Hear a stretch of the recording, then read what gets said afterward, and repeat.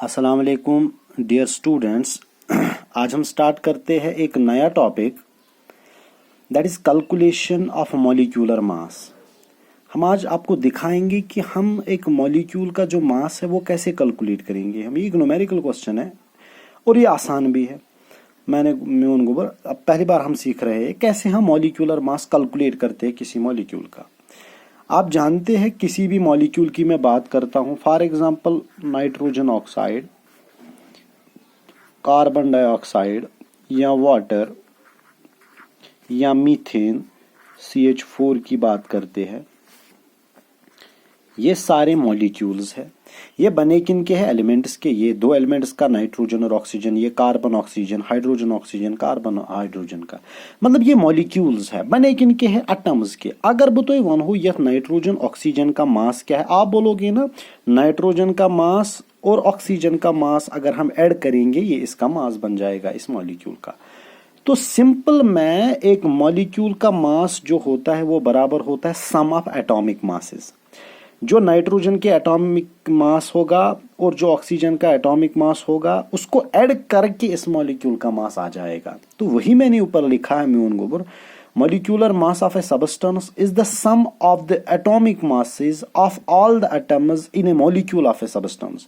मतलब एक सबस्टेंस, एक मॉलिक्यूल का जो मास बराबर होता है वो बराबर होता है sum of atomic masses, sum of atomic masses.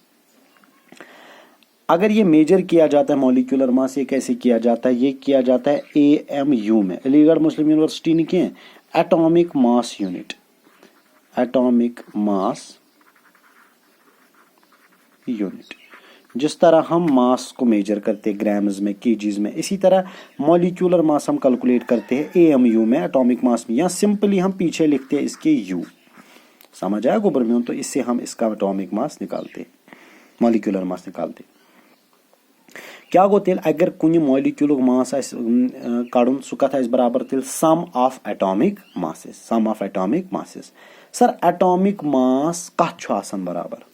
Atomic number आपको पता है, फॉर एग्जांपल नाइट्रोजन का एटॉमिक नंबर है 7। सर एटॉमिक मास याद रखिएगा, ऑलरेडी लगभग वारियहन एलिमेंटन हुंद एटॉमिक मास बराबर डबल, युथ तिमन एटॉमिक नंबर तिहुं डबल। फॉर एग्जांपल ऑक्सीजनस के एटॉमिक नंबर 8, अमिक atomic mass 16, nitrogen atomic number 7, atomic mass 14।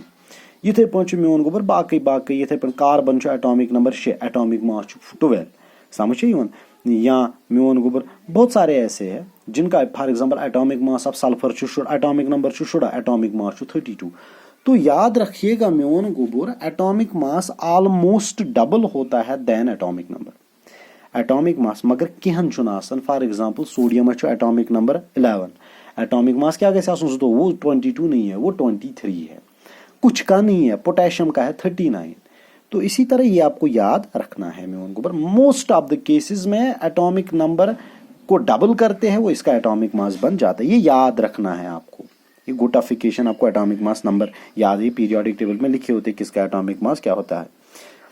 समझ आया? तो कुछ मॉलिक्यूल्स के एटॉमिक मास में कैलकुलेट करने जा रहा हूं। पहला nitrogen oxide, nitrous oxide NO। तो इसका क्या बोलेंगे? हम बोलेंगे एटॉमिक मास, अगर आता है इसका कैलकुलेट करो इसलिए को atomic mass of nitrogen plus atomic mass of oxygen. सु वो मॉलिक्यूलर मास वो ना मोन गोबर, मॉलिक्यूलर मास बराबर सम ऑफ एटॉमिक मासेस। कम किस? नाइट्रोजन किस? तो ऑक्सीजन। नाइट्रोजन का एटॉमिक नंबर है 7, एटॉमिक मास है 14।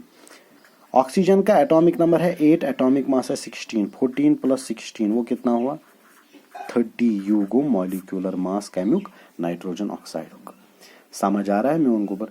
इसी तरह कार्बन डाइऑक्साइड कथ करो, CO2 कथ करो, सो क्या गो तेल atomic mass of carbon, atomic mass of carbon ठीक, प्लस ऑक्सीजन का 2 इंटू एटॉमिक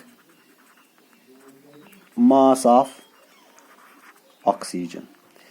गोबर में ये याद रखना है आपको, ऑक्सीजन कितने हैं 2, तो इसका मतलब है एटॉमिक मास ऑफ ऑक्सीजन, मगर इस ना 2 आइस, तो 2 into atomic mass of oxygen. Carbon का एटॉमिक मास है 12 plus 2 into 16, atomic mass of oxygen है 16, 2 इंटू 16, कार्बन का है 12, तो है 12 plus 32 is equal to 44 u, is equal to 44 you.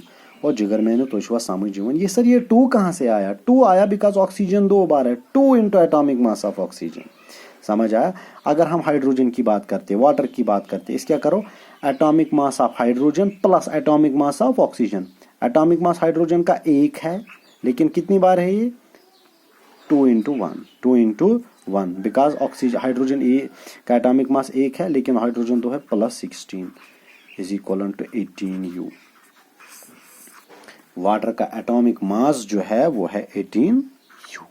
अगर मीथेन की बात करते हैं, कार्बन कितने हैं? 1, हाइड्रोजन कितने हैं? 4, कार्बन का एटॉमिक मास है 12 प्लस, अब किसका सम करना है? Atomic mass of hydrogen. एक हाइड्रोजन का 1 है, so go 1 into 4, so go 12 plus 4 is equal to 16 you.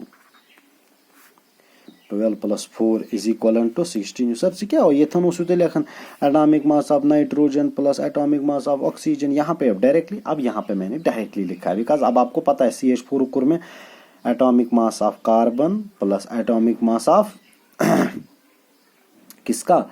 Hydrogen. इसका मतलब तो इसका जरा इसका निकाल के दे दो, H2SO4 सल्फ्यूरिक एसिड का,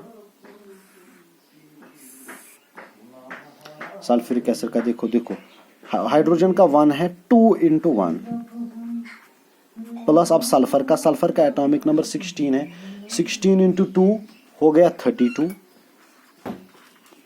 प्लस ऑक्सीजन का एटॉमिक मास है 16, तो 16 इंटू 4 बिकॉज ऑक्सीजन 4 बार है, तो गो 2 प्लस 32 प्लस 16 इंटू 4 हो गया 64। अब अच्छा इवन तो ये कितना हो गया?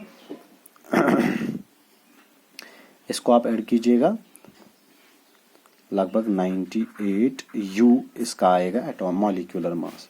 तो सल्फ्यूरिक एसिड का मॉलिक्यूलर मास क्या है? 98 यू। म्यून गोबर आपको आएगा। अब आप कुछ मैं जो दूंगा ये आपको खुद घर पे करने हैं।